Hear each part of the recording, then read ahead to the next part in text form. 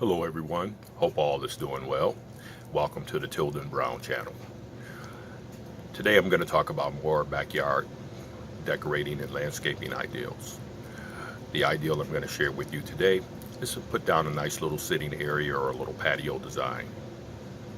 There are a couple of supplies you will need if you intend on putting a patio down. Obviously the type of patio blocks you're going to utilize.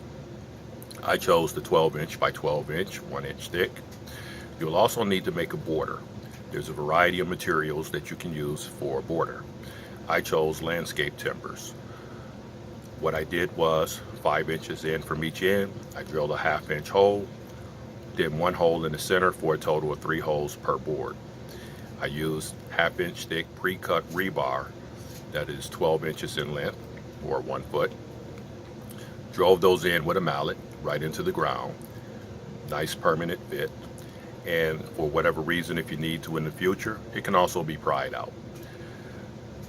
Once you're done putting them down, then you're going to top it off with your joint sand and water it, which I'll discuss in the video that I'm going to show you. And then you'll have a nice looking sitting area. If you like the video, please hit that like button. If you want to leave me a constructive comment, please feel free to do so. And hope you enjoy the video, and thanks for watching. Hello, welcome back to Ideals and Tips for Decorating Your Yard. I was thinking about starting first with the patio ideal. I started out with a little bit of clear area, well actually a lot of clear area. When you're putting down a patio, you would like to start from scratch. So if you have an ideal about putting down a patio, simple, affordable, here's one way to get started. You have to clear out the spot you want to do, whether you're going to go 8 by 8, 10 by 10, whatever your dimensions are. I went with a 10 by 14. What I did was, because I had dirt and gravel to begin with, for the most part all I had to do was form up and lay out the area. I used landscape timbers as my forms, and then I use 12-inch long rebar. I bought about a dozen or two of those, and then I took I got the 1/2-inch rebar, and I took a 1/2-inch wood drill bit and drilled through the landscape timbers. I went in 5 inches from each end and then 1 in the center, total of 3 per timber. Pounded that into the ground so that it wouldn't move. Then I went with a little bit of gravel fill, topped the rest off with sand with a little bit of gravel mix in there, the real fine pea gravel. Now, added tip when buying your sand or any of those type of mixes, as opposed to going to your local home improvement stores and paying for those individual bags, which will add up quite quickly. If you have a pickup truck, or if you have a friend or family member with one, you can go to a quarry or any of your bigger landscaping places where they sell it by the ton. That's the best place to go to, and you'll pay 30 bucks or slightly thereover per ton for that.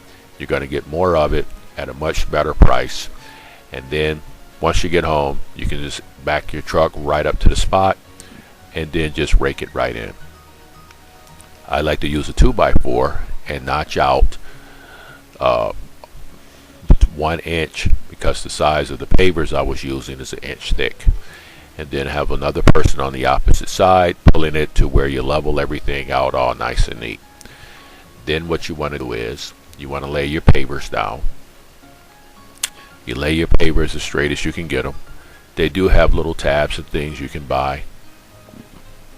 You can go that route, or you can just eyeball it as you go. Either way is fine.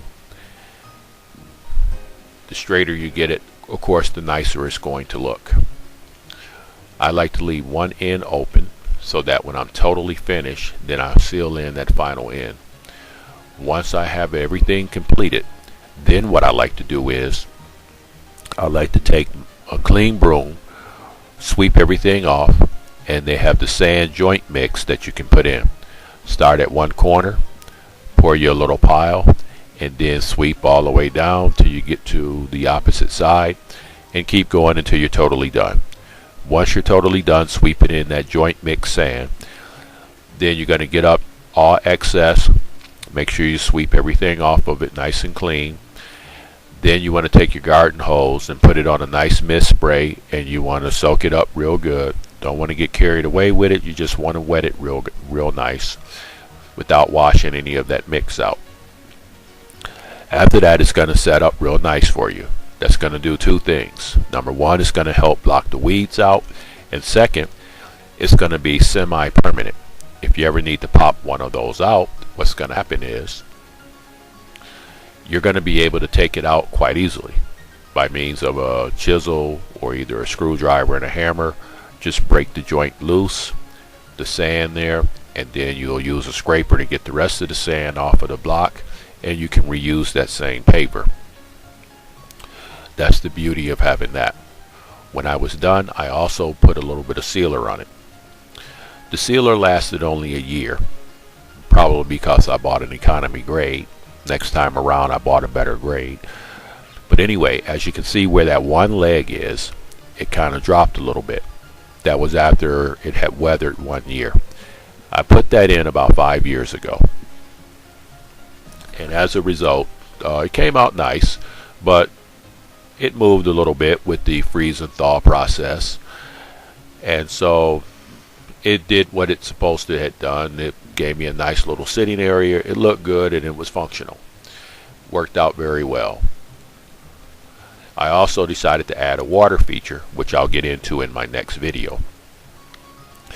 But for the most part, you can see where my driveway there and yard is still pretty much unfinished.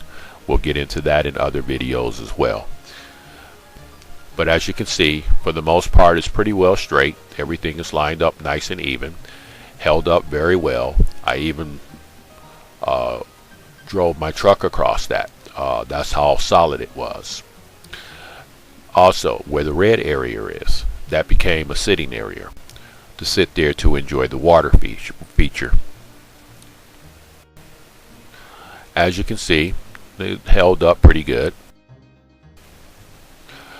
Then I added some decorations. I started out with this little well box here, and what I did with that was I used 1x6, and then I used the 2x2s as my little bracers for the corners, and I have a total of 4 per side, and I made 2 end panels.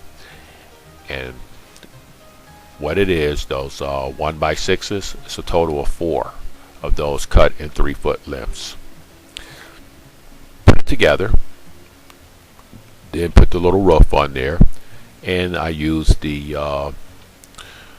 shims as a roof. Then I put green varnish on there, and it came out really nice.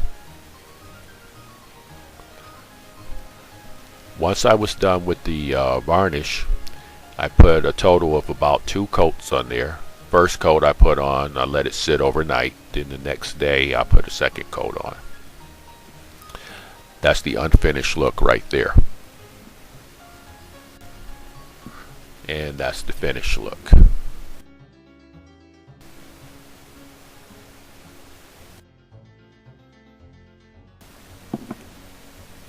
That's the look with 2 coats. It held up well. Nice decorating feature.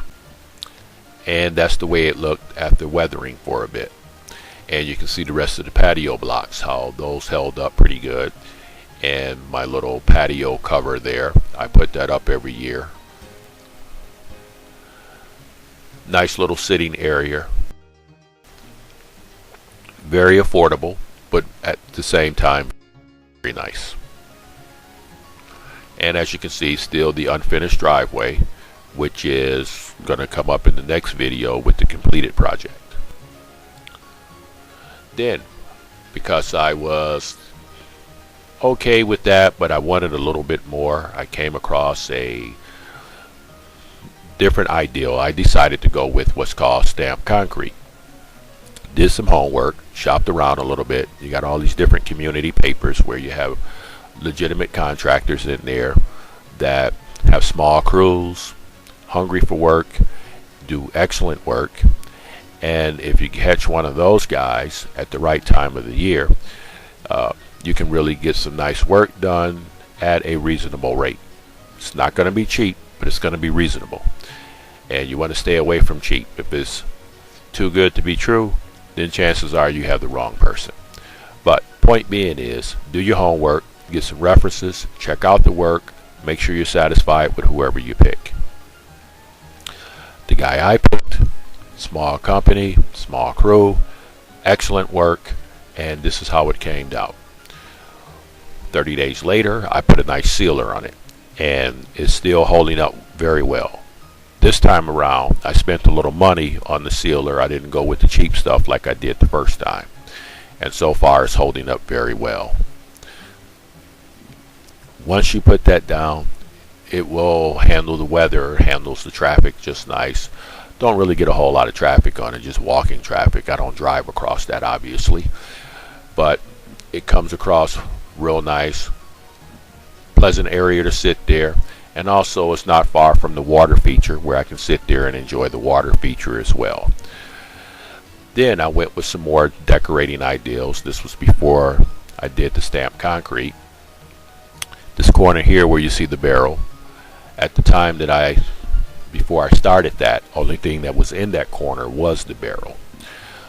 So I put a little landscaping fabric down, put some plants in there, topped it off with mulch, trimmed it up with some nice stones there. And it held up for a while. It looked pretty nice.